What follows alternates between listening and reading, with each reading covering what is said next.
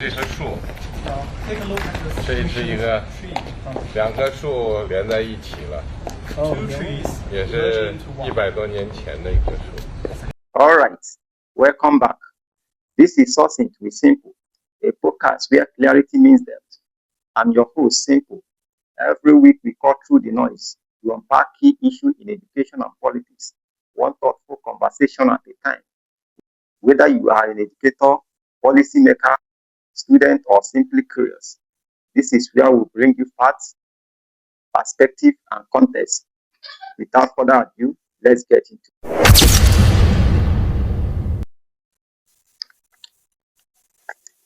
Can USA and China be partners? It's an important visit of Donald Trump to China.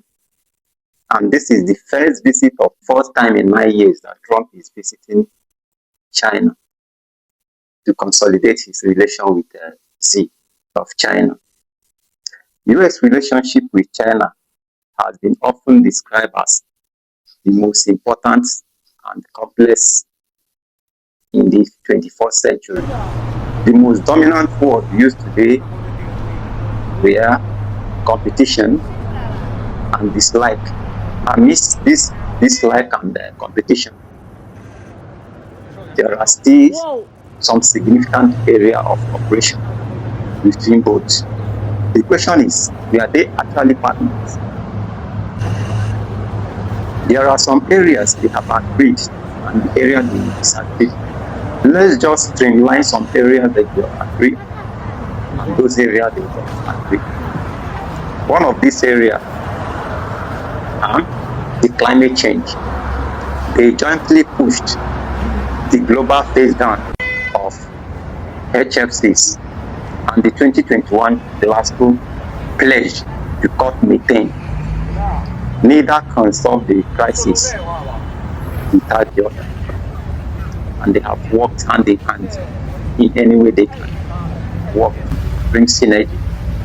Another area they have also worked and agreed on is the global health. They collaborated on Ebola and COVID-19 research, despite the political blame games, and also funding of WHO. Another area they have worked together, the area of non-nuclear proliferation. Both support sanction of North Korea, though practice differs, opposes Iran development of nuclear weapons. Another area is the area of financial stability. As top 2 economy, their central bank has coordinated through G20 to avoid another 2028 style meltdown. But amidst all this area of cooperation, there are also so many areas where they disagreed upon due to ego, why it is not a true partnership. These are some few areas that they have disagreed on. One is strategic rivalry. US sees China as a pacing challenge, while China sees US as trying to contain its rise. Another area of disagreement has been the Taiwan and security. US strategic ambiguity versus China red line of unification. Another area is the area of technology. The US export control of chips. China pushing for self-sufficiency in AI and semiconductors. Another area again is different worldview. US promote a rule-based order. China promotes sovereignty and multilateralism, like BRICS, where Brazil, Russia, Iran, China, and South Africa are joining as a League of Nations to counter American power, just as informed their own NATO. Amidst all this, let's see what Trump visit will hold for the world. If this visit will bring a change, let's see if they will sort out the issue of Taiwan, as China has been circling their warships and planes all over Taiwan Strait. All right. As we see the video, then I ask their opening remark, who is being straightforward? Is President Xi bringing out all his heart in all these promises he's making? Or is Donald Trump also bringing out all his heart and saying exactly what he means? And we tell the world is watching the two top economy and the two most powerful nations on earth. Let's see what this visit will bring to the world. We hope it brings unity and stability.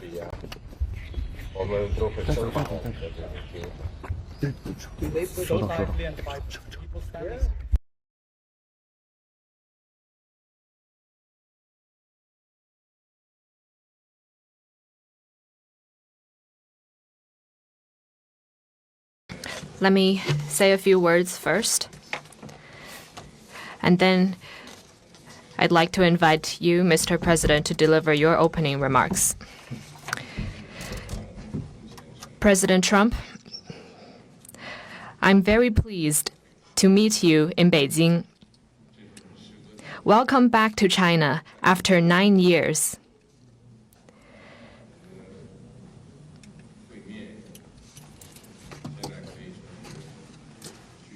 The whole world is watching our meeting. Currently, transformation not seen in a century is accelerating across the globe, and the international situation is fluid and turbulent. The world has come to a new crossroads. Can China and the United States overcome the Thucydides trap and create a new paradigm of major country relations? Can we meet global challenges together and provide more stability for the world? Can we, in the interests of the well-being of our two peoples and the future of humanity, build a brighter future together for our bilateral relations? These are the questions vital to history, to the world, and to the people. They are the questions of our times that you and I need to answer as leaders of major countries. This year is the 250th anniversary of American independence. Congratulations to you and to the American people. I always believe that our two countries have more common interests than differences. Success in one is an opportunity for the other, and a stable bilateral relationship is good for the world. China and the United States both stand to gain from cooperation and lose from confrontation. We should be partners, not rivals. We should help each other succeed and prosper together and find the right way for major countries to get along well with each other in the new era. Mr. President, I look forward to our discussions on major issues important to our two countries and the world, and working together with you to set the course for and steer the giant ship of China-U.S. relations so as to make 2026 a historic landmark year that opens up a new chapter in China-U.S. relations. I will pause here and hand over to you, Mr. President. Thank you. Well, President Xi, I want to thank you very much. First of all, that was an honor like few have ever seen before. And I think I was particularly impressed by those children. They were happy. They were beautiful. The military is obvious. It couldn't be better, but those children were amazing, and they represent so much. And I know they represent so much to you. You and I have known each other now for a long time. In fact, the longest relationship of our two countries that any president and president has had. And that's, to me, an honor. We've had a fantastic relationship. We've gotten along. When there were difficulties, we worked it out.